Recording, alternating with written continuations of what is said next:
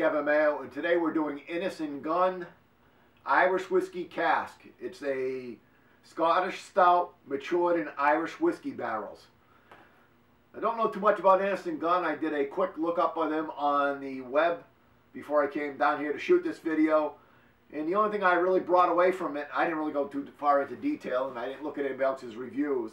But the only thing I brought away from it is originally this started out that someone was brewing whiskey and they wanted to use ale to condition the whiskey cask barrels. So they were throwing away the ale because it was all left over. Somebody sampled it and said, boy, this is really good stuff. So that's how Innis Gunn came about. This is one of their special ones, handcrafted Scottish beer, aged for 60 days in special Irish whiskey barrels. It's one of their limited release beers. It is 7.4% ABV. And yeah, they got a little bit more in here. You can look it up yourself if you're interested in it. As always, if you like our reviews, please subscribe. If you leave comments, and we'll be happy to respond. We're always looking for new friends. Let's go ahead and give it a pour. Now it's a stout, so I expect it to be pretty dark.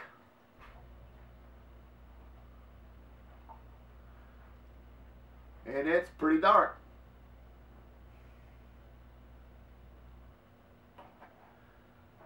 And a dark, well, not a dark brown, but a solid brown head on that thing.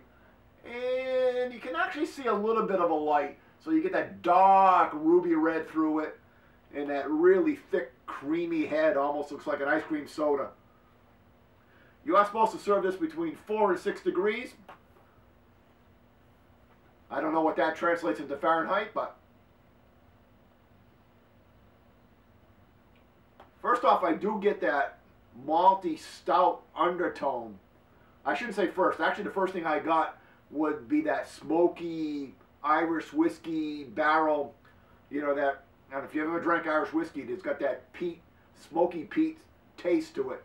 And you can definitely pick that up in the aroma. And then underneath, I got that dark chocolate malt, that roasted malt that you expect in a stout.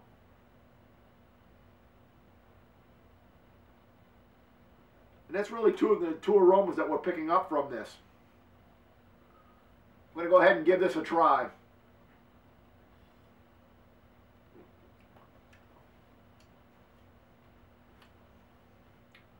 Got a lot going on here. First off, it's a very smooth mouthfeel. I like it a lot. And a nice, that roasted chocolate malt is really, like a good stout, is the predominant flavor. This is one of the better stouts that I've tried since I started drinking, I started reviewing online. Like I always say, like when I go out to a brew pub or a restaurant like that, I'll tend to wait and have the stout for my dessert. At that point, I'm looking for that thick, creamy, rich. I'm not a big stout drinker to sit down and drink stout.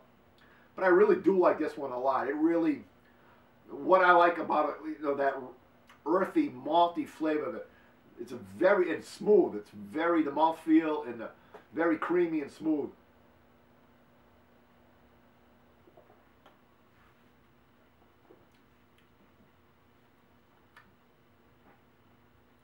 I do get a hint of the alcohol. I'm picking up a little bit of the alcohol. It's not overpowering. It's not even really overwhelming, but it's there.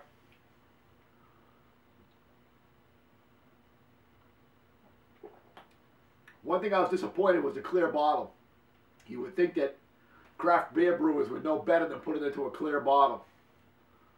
I think I know why they do it. It's marketing. You see that dark beer in there. It makes you want to pick it up and try it.